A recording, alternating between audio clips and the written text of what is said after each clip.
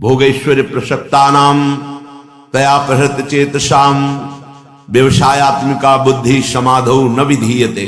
श्री भगवान कह रहे हैं उसकी बुद्धि परमात्मा के आश्रित परमात्मा प्राप्ति की योग्यता ही खो देती है। जो भोग और ऐश्वर्य में जिसका चित्त जिसकी बुद्धि अपहृत हो गई है, चुरा लिया है भोगों ने जिसके चित्त को, वो महामहिमा सच्चिदानंद की कैसे जान पाएगा। निष्ठा, यदि आप आश्रित हैं तो वृंदावन का आश्रय लेकर कहीं भी रहो, प्रिया प्रीतम की उपासना नाम जप आदि निरंतर करते रहो, रज का सेवन करो, चरणामृत पान करो, वृंदावन ही मिलेगा अंतिम समय। और यदि कहीं महासौभाग्य से प्रियाजू की कृपा से आपको धाम वास करने का, तो आप सावधान हो जाओ। सीधे श्री अंग सेवा का अधिकार मिलता है धामवासी को, जो परम दुर्लभ बात है। मोक्ष कल्याण तो यहां बहुत सस्ता है। यहां जो महंगी वस्तु है वो है प्रीति, प्रेम, प्रियाजू के समीप निरंतर रहना, उनकी श्रीअंग सेवा। अगर रसिकों के संग से वृंदावन का अखंड वास स्वीकार हो जाए और हम रहने से रहें, तो दुर्लभ बात प्रियाजू के सानिध्य का, दुर्लभ बात प्रियाजू के श्रीअंग सेवा का अधिकार प्राप्त हो जाएगा। श्रीपाद कह रहे हैं अब कोई कितना भी हमें सताए, यहां निंदा करे, तो भी अब मैं विचलित नहीं होऊंगा, क्योंकि अब अपने से प्यार नहीं करता, वृंदावन से प्यार करता हूं। जो जिससे प्यार करता है वो उसकी वृत्ति को देखता है, अपनी वृत्ति को नहीं देखता। अब मैं वृंदावन की कृपा को देख रहा हूं, वृंदावन की महिमा को देख रहा हूं, वृंदावन के लाडले श्यामा श्याम को देख रहा हूं। कौन अपनी परवाह करे। अब चाहे विपदा में, चाहे निंदा हो, चाहे शरीर रोग ग्रसित हो, चाहे जैसा हमें अपराध लगे, अब मुझे कोई परवाह नहीं। यह है निष्ठा वृंदावन धाम की, जो सीधे प्रियालाल की प्राप्ति कराती है। जो साधन बने बने नहीं, धाम अपने प्रभाव से प्रियालाल की प्राप्ति करा देगा।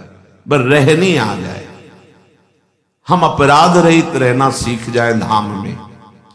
कोई भी कष्ट हो सच्ची मानना, ये शब्द इसलिए बोलना पड़ता है कि आप विश्वास करें। धाम की अपार कृपा से नागरीदास जी महाराज अनुभव करके लिख रहे हैं, कलह कलेश न व्यापे एठा इठौर विश्व ते न्यारी, नागरी दास इह जन्म जितायो बलिहारी बलिहारी। अगर सीधाम वृंदावन का निष्ठा पूर्वक आश्रय ले लिया जाए तो प्रारब्ध भोग आएगा, पर वो आपको विचलित नहीं कर पाएगा। यदि श्री जी के चरणों का आश्रय ले लिया जाए तो हरिराम व्यास जी कहते हैं, शाप ताप रोग शोक दारुण दुख हारी, लाल इष्ट दुष्ट दलन कुंज भवन चारी। ये गोरे चरणारविंद लालजू महाराज के इष्ट हैं, इनका जो आश्रय ले लेता है उसके ऊपर किसी का साप काम नहीं करता है। कोई ऋषि मुनि महात्मा देवता साप दे दे कि जाओ तुम्हें ऐसा हो जाएगा, बिल्कुल लागू ही नहीं होगा, क्योंकि धामवासी है, प्रियाजू का चरणों का आश्रय लेकर रज सेवन करने वाला, साप लागू ही नहीं होगा। दैहिक दैविक भौतिक ताप समस्त जगत को तापित करते हैं। परम शीतल गोरे चरणारविंद का आश्रय लेने वाले को न दैहिक न दैविक न भौतिक कोई ताप स्पर्श नहीं कर सकता। भूल से यहां यदि पाप बन जाए धामवासी से, तो वो पाप उसको स्पर्श नहीं कर सकता, तत्काल धाम अपने प्रभाव से उसे निष्पाप कर देता है। बड़ी अद्भुत महिमा। शाप ताप पाप रोग शोक, कोई भयानक से भयानक असाध्य रोग हो, बड़ी पीड़ा जिसमें होती है, सच्ची मानिएगा जितनी पीड़ा होती है उससे सैकड़ों गुना बढ़कर आनंद प्रदान करता है। पीड़ा का कोई पता ही नहीं चलता।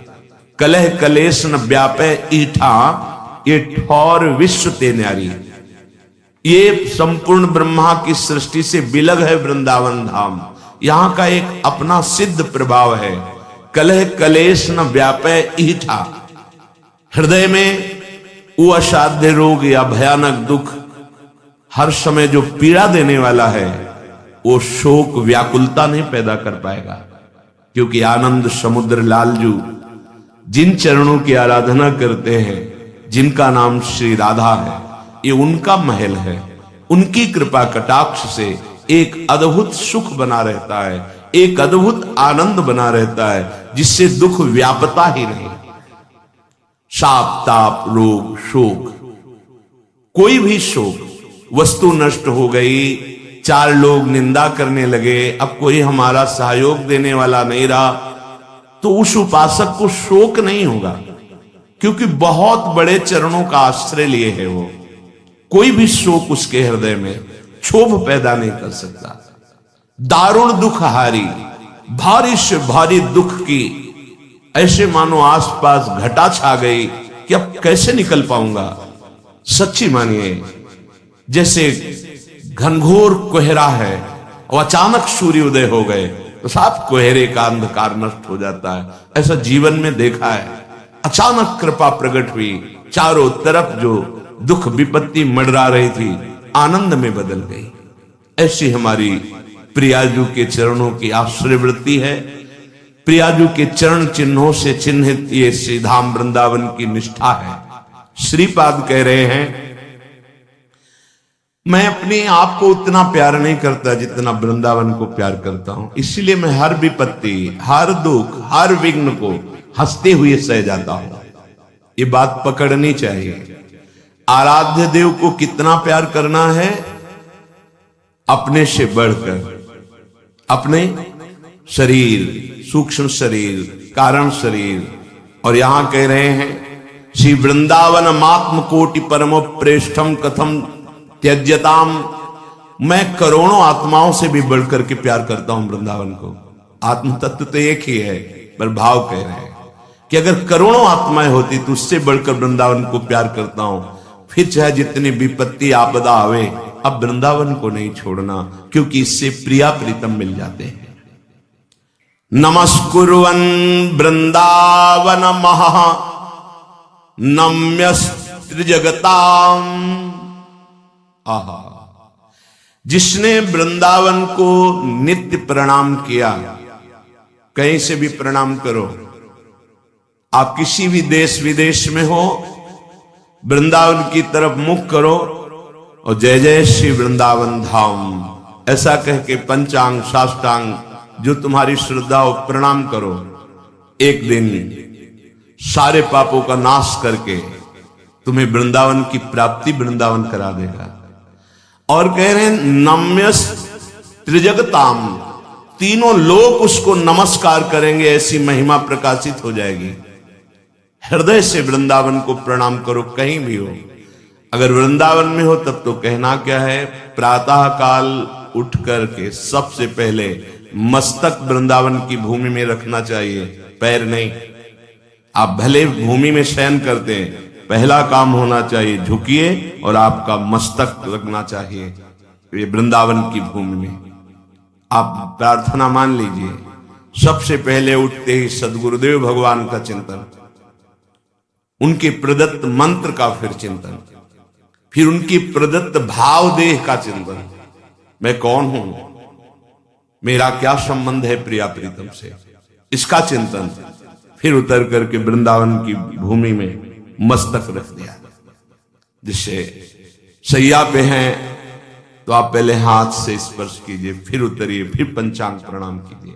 यदि भूमि शयन करते हैं तो सीधे मस्तक पधराइए। अहो भाग्य, हमारा भाग्य इतना बड़ा नहीं था जितना हमारा अब अहोभाग्य हो गया परम पावन धाम में।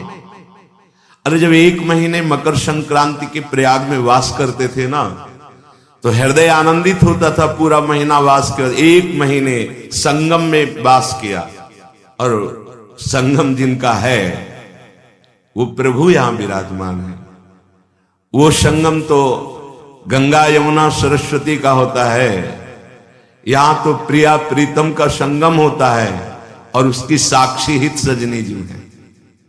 यहां का जो संगम है वो जिसके हृदय में आ गया उससे बड़ा सौभाग्यशाली उपासक कौन?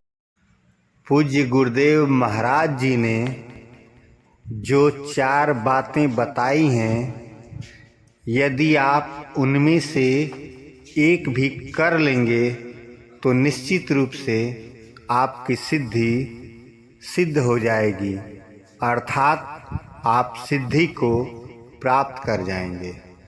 जय श्री राधे कृष्ण।